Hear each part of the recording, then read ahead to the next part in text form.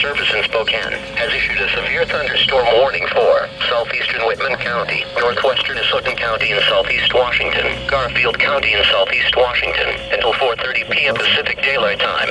At 3:16 p.m. Pacific Daylight Time, National Weather Service Doppler radar indicated a severe thunderstorm capable of producing quarter-size hail and damaging winds in excess of 60 miles per hour.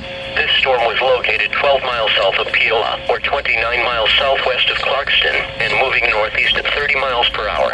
Other locations in the warning include but are not limited to Peola, Pomeroy, and Mayview. Doppler radar has indicated some rotation within the storm. While not immediately likely, a tornado may still develop. If a tornado is spotted, act quickly and move to a place of safety in a sturdy structure, such as a basement or small interior room. A severe thunderstorm watch remains in effect until midnight Pacific Daylight Time Tuesday morning for the Panhandle and north-central Idaho and eastern Washington. Repeating, a severe thunderstorm warning has been issued until 4:30 p.m. Pacific Daylight Time for the following counties in Washington: Houghton, Garfield, and Whitman.